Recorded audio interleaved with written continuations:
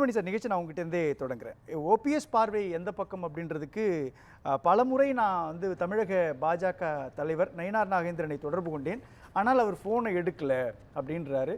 இன்னொரு பக்கம் திமுகவை கடுமையாக எதிர்ப்பது அதிமுகவினுடைய ஒரு பாரம்பரிய அரசியல் அப்படின்றப்போ அதிமுகவின் ஒரு ஒரு டிசிஷன் பாடின்ற இடத்துட்டு இருந்து முக்கியமான தலைவராக இருக்கக்கூடிய ஓபிஎஸ் முதலமைச்சர் ஸ்டாலினை சந்திக்கிறதுன்றதும் அது மரியாதை நிமித்தமான சந்திப்பு அப்படின்றத கடந்து போகிற இந்த விஷயம் இருக்கு இல்லையா? இந்த நிகழ்வுகள் எல்லாம் ரெண்டு புள்ளியை வைக்குது. ஒன்று, திமுகவோடு கூட்டணி அல்லது வந்து தாவேகாவோடு அவர் வந்து கூட்டணி அமைப்பார் அப்படின்ற பேசுபொருள் மாதிரி இருக்கலாம். இதை பின்னணி எப்படி புரிஞ்சுக்கிறது சார்? நீங்கள் உங்கள் தலைப்பில் முதல்ல சொல்லியிருக்கீங்க இல்லையா, ஒரு கூட்டணியிலேருந்து வெளியே வந்துட்டார்னு சொல்லி, அதிலேருந்து நான் ஆரம்பித்தா தான் இது எளிதாக இருக்கும்.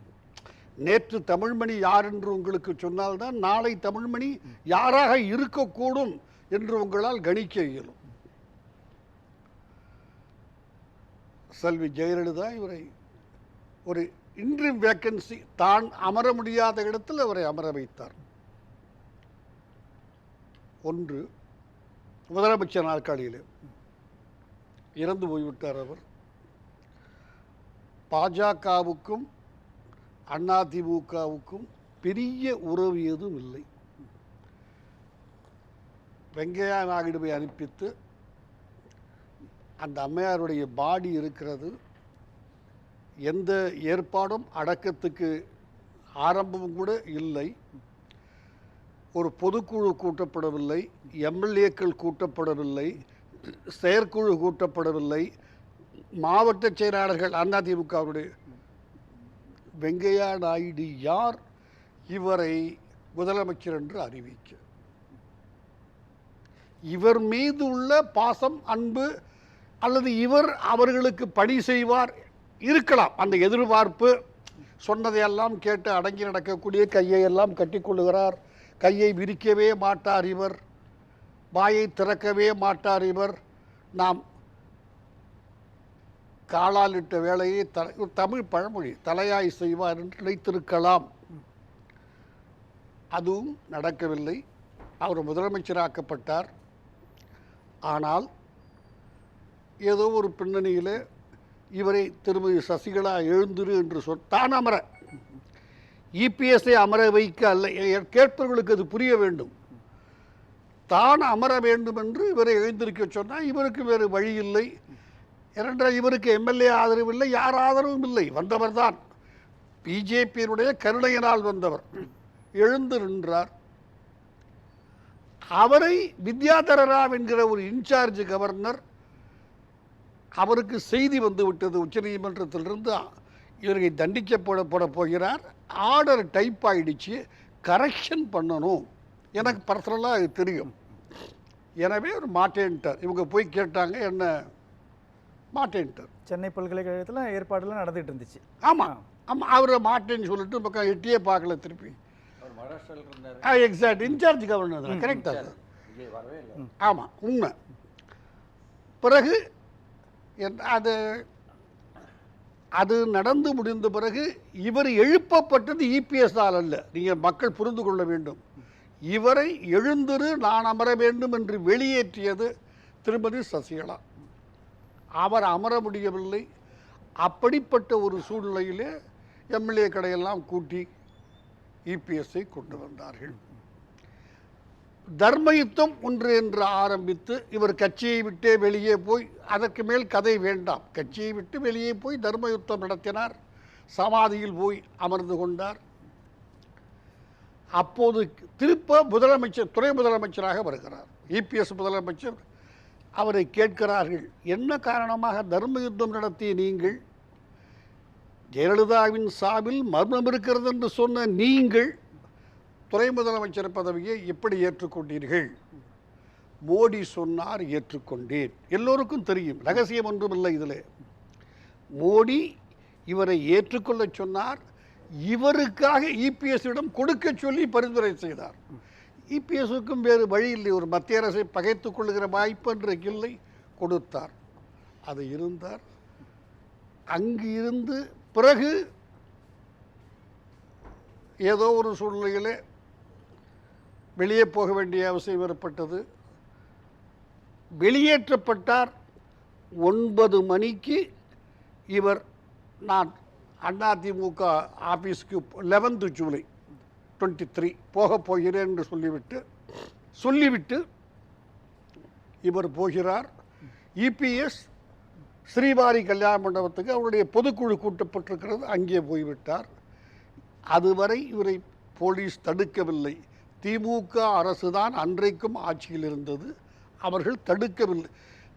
நான் சுற்றி வளைத்து பேசாக என்ன வேண்டாம், உங்கள் தலைப்பை ஒட்டி முடிக்கிற போது உங்களால் புரிந்து கொள்ள முடியும். அதை திமுக அரசு நீங்களே அங்கு போகிறீர்கள் என்று தடுத்திருக்கலாம். மனமில்லை, தயாரில்லை. அந்த கட்டிடத்தை சாவி இல்லாத காரணத்தினால் பூட்டை அடித்து உடைத்து உள்ளே போனார். ஒரு 9:40 காலை 11:30 மணிக்கு அதற்கு பிறகு எங்கள் கட்சியின் அலுவலக பூட்டை உடைத்த நீ இருக்கக்கூடாது என்று எடுத்தார்கள் கட்சியில். அதற்கு பிறகு அது வழக்குகள் போட்டார், அதெல்லாம் முடிந்துவிட்டது. ஆனால் பாஜகவினுடைய செல்லப்பிள்ளையாக சுவிகர புத்திரனாகத்தான் இவர் பாஜகவால் தாளாட்டப்பட்டு இவருக்காக சட்டத்தை மாற்றினார்கள். ஜல்லிக்கட்டு அந்த சட்டத்தையே இவருக்கு நல்ல பேர் வர வேண்டும் என்பதற்காக அந்த எந்தெந்த அணிவில் என்பதிலே மாற்றம் செய்து இவருக்கு நல்ல பெயர் பெற வேண்டும் என்று இவருக்கு கிடைத்தது. இவர்தான் ஜல்லிக்கட்டை காப்பாற்றினார் என்று மக்கள் மத்தியில் போயிட்டு போகட்டும், தவறல்ல. அப்படிப்பட்டவர் பாஜகவை இன்றைக்கு விட்டு வெளியே வருகிறார். என்ன காரணம்? பாஜக விட்டு வெளியில வராரு, திமுகவோடு அதுக்கு வந்துடுறேன். முதல்ல முடிச்சுட்டு 2 வர்ற நிச்சயமா நான் வர்றேன். வெளியே வருகிறார். என்ன காரணம்னுட்டு நான் பொய் சொல்வதில்லை எப்பொழுதும், ஆஸ் அ பிரின்சிபல். அதனால் சொல்லலாம் பல காரணங்கள், காதில் விழுந்தவை, கண்ணில் பட்டவை, நான் எண்ணிக்கொண்டவை நியாயமாக இருக்காது, முறையும் அல்ல. வெளியே வருகிறார். அவர்கள் கூட நின்றுதான் 24 தேர்தலிலே இபிஎஸ் இல்லை, தனியே வந்துவிட்டார். அப்போதும் இவர் இண்டிபெண்டாக ஒரு பலாப்பழத்தை தூக்கி கொண்டு நின்றாரே தவிர அவர்கள் கட்சி சின்னத்திலோ அவர்கள் ஆதரித்தார்கள், உண்மைதான். அங்கே நின்று தோற்று போய்விட்டார். இப்போது இவர் உண்மை ரொம்ப லாயலாக இருந்தார் அவர்களுக்கு. உங்களுக்கு ஒரு நிகழ்ச்சி சொல்லுகிறேன். குஜராத்திலே முதலமைச்சர் பொறுப்பேற்பதற்காக அழைப்பு விடுகிறார்கள். இபிஎஸ் சொல்லுகிறார், நான் ஏன் போக வேண்டும், எனக்கு வேறு வேலை இருக்கிறது, போகவில்லை. ஒன்றாக இருந்த நேரத்திலேயே இவர் போனார். அவர்கள் இவர் மீது ஒரு காவி துண்டை போற்றினார்கள், எல்லோருக்கும் தெரியும். அதை கடைசி வரை கழட்டாமல் அந்த காவி துண்டோடையே நின்று கொண்டிருந்தார். இப்ப கழட்டிட்டாரு. கழட்ட வேண்டிய சூழ்நிலை, இனி தொடர்ந்து போடக்கூடிய உரிமை தனக்கு இல்லை என்று அவர் உணர்ந்திருக்கிறார். அவ்வளவுதான் என்னால் சொல்ல முடியும். இவர் என்ன அப்பாயின்மெண்ட் எப்படி கேட்டார்? உங்களை பார்க்க வேண்டும், பார்த்தால் மகிழ்ச்சி அடைவேன், எனக்கு பார்க்க வேண்டிய அவசியம் இருக்கிறது, இதெல்லாம் சகஜம். பார்ப்பதை பாஜ்யமாக கருதுவேன். அவருக்கு தயவு செஞ்சு ஹியூமன் சைக்காலஜி புரிந்து கொள்ளுங்கள். அவருக்கு தனக்கு அப்பாயின்மெண்ட் கொடுக்க மாட்டார்கள். இவர் நடந்து கொண்ட முறை அல்லது அவர்கள் ஏதோ ஒரு காரணத்தால் இவரை நம்பவில்லை. இல்லை, ஒரு நிகழ்வுகளெல்லாம் ரொம்ப துல்லியமாக சரியாக சொல்கிறீங்க. ஆனால் இந்த இடத்துல அரசியல் ரீதியாக தான் தனிமைப்படுத்தப்பட்டிருக்கிறோம் அப்படின்றத ஓபிஎஸ் உணரும் பொழுது தன்னை யாரெல்லாம் தனிமைப்படுத்தினாங்களோ அவங்கள பழி வாங்கணும் அல்லது அவங்க முன்னாடி நான் கௌரவமாக நிற்கணுன்ற நிலைப்பாடு எடுப்பார் இல்லையா? அப்போது அந்த இடத்துட்டு அவர் யாருடைய பாதையை தேர்ந்தெடுப்பார்? திமுகவா, தாவேகவா? சார், திமுகவில் அவர் போய் பார்த்தது பல ஆண்டுகளாக தியாசபிக்கல் சொற்றில் பல பேர் பார்க்க போய் கொண்டிருக்கிறார்கள். இப்போதுதான் 2 முறை சந்திக்கக்கூடிய வாய்ப்பு அவருக்கு கிடைத்தது. மகிழ்ச்சி ஒன்று. நான் அதை பற்றி வீட்டுக்கு போயும் பார்த்து விட்டு வந்தார். இவர் கூட வீட்டுக்கு இவர் போன போது முதலமைச்சரை பார்க்க இவர் கூட இருக்கிற எம்எல்ஏக்கள், மாவட்ட செயலாளர்கள் யார், இவர் மட்டும் அமர்ந்து பேசிக்கொள். அவரை துணை முதலமைச்சர் அழைத்து போனார், அதெல்லாம் சொல்லிக்கொள்ளலாம். இல்லை, நான் சொல்ல வருவது அழுத்தம் திருத்தமாக தன்னை மோடி பார்க்க தயாராக இல்லை. ஏதோ ஒரு பின்னணியில் நான் எதற்காக அங்கே ஏதோ கதையை ஊற்றிவிட வேண்டும், வேண்டாம். இவருக்கு தெரிந்ததனால்தான் பாக்கியமாக கருதுகிறேன். பழைய கால காதலன் காதலி அந்த வார்த்தைகள் எல்லாம் இந்த நிகழ்வுகள்லாம் இருக்கட்டும் தமிழ். இப்போ வாட் நெக்ஸ்ட்ன்ற ஒரு ஸ்டேஜ் இருக்கு இல்லையா? வாட் நெக்ஸ்ட் இந்த விஷயம்? அவர் திமுகவுக்கு எனக்கு தெரிந்தவரை போக மாட்டார். காரணம் சொல்லுகிறேன்.